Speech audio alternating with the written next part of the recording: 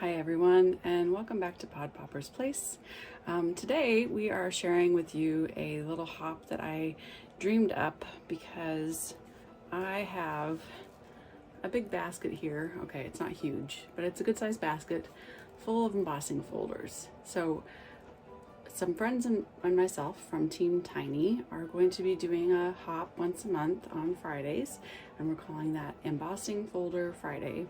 And what our plan is to pick our embossing folder first. So our embossing folder choice will be made before we choose stamps, before we choose colors, before we choose our technique, before we choose anything. So that's very different for me and probably for most crafters, because usually you start creating and then you add texture and you choose your embossing folder based on kind of where you're coming from. But this time we're going to do the opposite. And so this month, and I did this because I have a lot of embossing folders that I've never even used, because they just didn't fit my design plan. So I wanted to use them. So I'm starting kind of a little bit backwards. And but this month we are doing hearts, and I have several different heart embossing folders. Let's see what I got here. I gotta dig through all these and figure out what I have. You hear that? A lot more. There's more, and more, and more, and more, and more.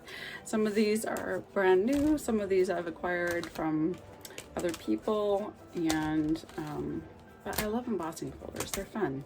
They add texture, and there's just so many different ways you can use them, and so that's what we're going to focus on.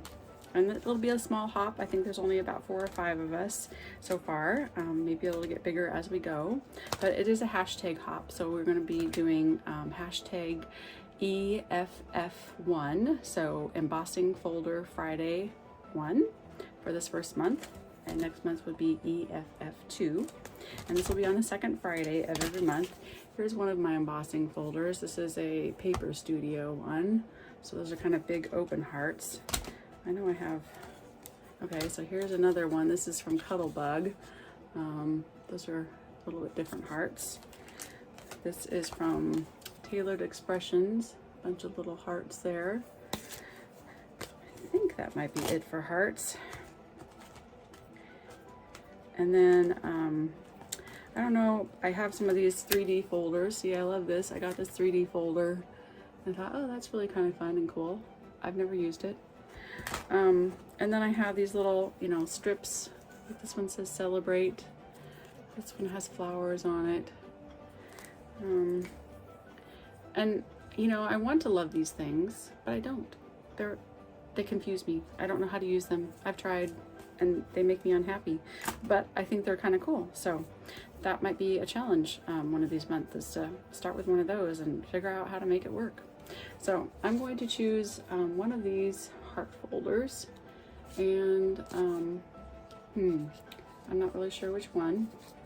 That will be the surprise. So I will choose that. I'm trying not to make this too awful long, but I did want to introduce you to the process of what we were going to be doing. So I hope you hop along with the other gals in the hop and enjoy. Thanks. So let's choose.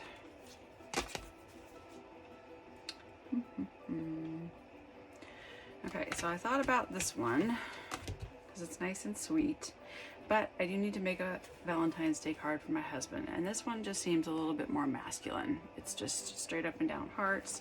This is very more soft and feminine, and the other one's more cutesy. So I'm going to use this one.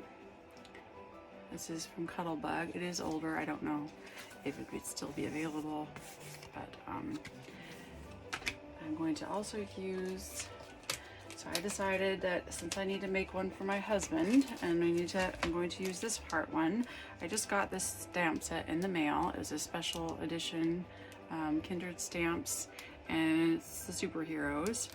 So this one says, I love you times infinity, and we have Thanos here. So this is 4 by 5 1/4 crumb cake cardstock from Stampin' Up, And I think that I'm going to add some color to this by adding ink to the embossing folder. It won't cover it completely, but it'll still give it quite a bit of color. And I'm going to, I think I'm going to use, I don't know if I want to use gray, or maybe I'm just going to do color on color. So this is crumb cake ink on crumb cake paper, so it'll be hopefully fairly subtle. My ink pad looks like it needs some more ink. I do have a re-inker. That's one thing I have learned. When you buy ink colors, ink pads, it's important to always get the refill with it, because if they discontinue the color and then your stamp pad dries out, and then you're kind of left with something not usable anymore, and you have to toss it out and get the new color, which is, you know, what they want you to do. And sometimes you want the new colors, but it's nice to have the re-inkers, particularly if you like a certain color. So I'm going to get that in there as straight as I can. And just fold that down. And as you can see, it is fairly subtle, but it definitely defines the hearts well, so you can see them a little bit better.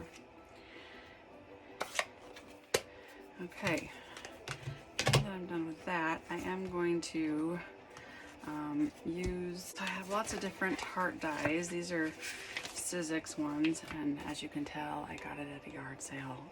My friend that sells Stampin' Up! Was selling some things, and I snagged those. So any heart shape will do here, but I want to have Thanos kind of peeking through the heart, or maybe he'll be in the background and I'll make this into a shaker. I don't know. I like the darker gray. So I use Stampin' Up! Paper most of the time, except for like pattern paper. I have like lots of different companies, but I used to sell Stampin' Up! And so I'm kind of partial to them, and I have ink pads that are all Stampin' Up! So I kind of just stuck with it, because it's expensive to change everything out if you find something you like and just stick with it. I have this very old canvas background stamp from Stampin' Up! It is very old, but I love it. It's just adds a little bit of something to the back, and it's big, so I can get this on there. And so I'm going to kind of do the same tone on tone thing that we did with the hearts.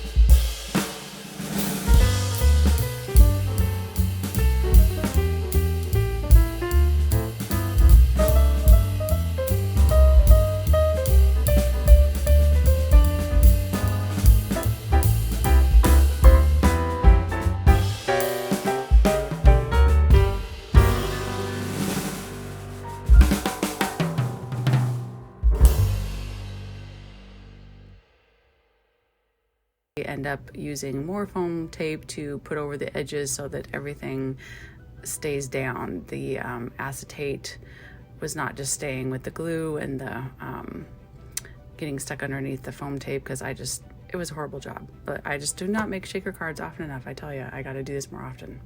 Then I wanted the perfect number of sequins and sparkle to go with the shaker, and of course I wanted to get all the infinity stone colors in there, so I did my best to get an even amount of all the different colors and get those behind the heart and just glue the basics on. I put Thanos on there, I put the I love you to infinity, and then they have a gemstone shape stamped as well, so I added that also after I colored it in dark purple. Later I even added glossy accents to it as well. This was a real challenge for me, and I hope it inspired you to try out some embossing folders you haven't attempted yet. And please check out the other ladies in the hop. All you have to do is search hashtag EFF1. All of us would sure appreciate if you like, subscribe, and comment. We'd love to hear what you thought, and we'd also love to see anything you made using your embossing folders that are collecting dust as well. Join us in March for Embossing Folder Friday #2 on the second Friday of March.